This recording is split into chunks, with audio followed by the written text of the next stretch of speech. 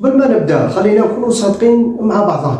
أنا بن سعد مهدي وهذه دردشة صادقة، كلام بلا تصنع وبلا أقنعة. عندك هذاك الكتاب اللي قريت منه 30 صفحة بحال باست، هذاك الكورس اللي خلصته اللي راك في الفيديو الرابع من أصل 50، ولا هذاك الخيط تاع الشارجور اللي شريته باه تصلح به حاجة ومازالو في الساشي تاعو. كل واحد فينا عنده مقبرة للمشاريع الصغيرة اللي ماتت قبل ما تكمل. حكمنا حماس البدايات ومن بعد كل شيء برد. اليوم راح نحكيو على هذا اللغز، علاه نبدو بالساهل ومن بعد خط النهاية يبان لنا بعيد بزاف. المشكلة ماهوش فيه، المشكلة في الكيمياء تاع الدماغ. الدماغ مدمن على حاجة اسمها الدوبامين، وهو هرمون تاع تحفيز ومكافأة. والكارثة الكبرى انه البداية يمدلك جرعة تاع دوبامين كبيرة وقوية. كي تخمم في حاجة جديدة، مثلا راح تتعلم العزف على الجيتار، في هذه اللحظة دماغك يفرز دوبامين، ونهار تشري الجيتار تزيد جرعة دوبامين أخرى، ونهار تزيد تشوف فيديو تعليمي على الجيتار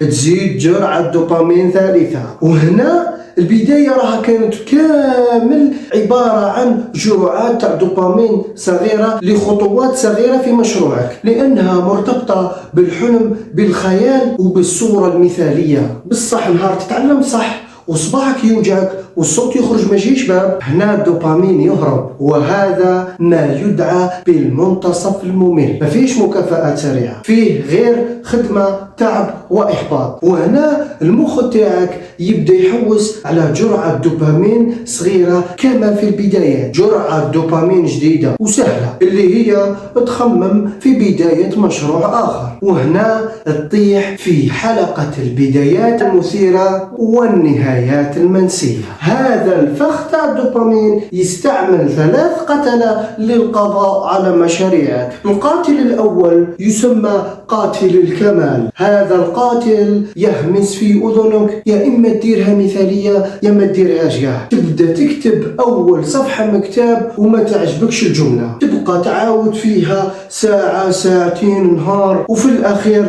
تمل وتكره وتحبس كلش. تبدأ تنظم في الخزانة تاعك، بصح ما تلقاش العلبة المناسبة اللي كنت تتقلب عليها، ومن بعد تحبس وتقول كي نلقى هذيك العلبة المناسبة ومن بعد نكمل. طبعا ماكش راح تشريها ماكش راح تكمل في الترتيب تاع الخزانة تاعك، لأنه ماكش راح تلقى النتيجة المثالية اللي راها في راسك، ويخليك تفضل انك ما تكملش اصلا. القاتل الثاني هو قاتل الغموض، وهذا القاتل يتغذى على الاهداف الكبيرة والغامضة. كي يكون الهدف تاعك تعلم الانجليزية، هذا ماشي هدف، هذا راه حلم، والدماغ ما يعرفش وقته يبدا وقته يكمل. بعد اسبوع وانت تشاهد في فيديوهات عشوائية ومن بعد تمل وتحبس. ديرها في حسابك، الهدف الغامض ما عندوش نهاية، وبالتالي ما كاش انجاز، معناتها ما كاش دوبامين، وباينه بلي راك رايح تتوقف. القاتل الثالث هو يسمى بقاتل الخطوة الكبيرة. مرات نقسم المشروع في رسالة بخطوات عملاقة. على سبيل المثال نقرر باللي اليوم ننقي الكراج كامل، حجم الخطوة التالية راح يكون كبير ومخيف لدرجة انك تبدا تأجل فيه، وتقول غدوة نبداه مليح، ريح شوية ونبداه، وهذه الغدوة بينما جاية كامل. الخوف من حجم المجهود المطلوب للخطوة القادمة يسبب لك شلل تام. اوكي مهدي، فهمنا بلي مخنا عنده ادمان تاع دوبامين ويخدم مع 3 قتلة. هنا السؤال المطروح، كيف راح نحاربوهم؟ كيفاه نولي نكمل المهام تاعي والمشاريع تاعي؟ المفتاح راه انك تولي مهندس مكافآت للدماغ نتاعك، تبني له جسور صغيرة تاع دوبامين في المنتصف الممل اللي كنا نحكو عليه من قبل. الخطوة الأولى، اهزم قاتل الغموض بقاعدة الخطوتين. أي مشروع مهما كان كبير تصغره لدرجة أنه تولي المهمة تافهة. استعمل قاعدة الخطوتين. نعطي لك مثال على قاعدة الخطوتين. نرجعوا للهدف السابق اللي هدرنا عليه في البداية واللي هو نتعلم الجيتار. نقولوا الهدف الجديد اللي نديروه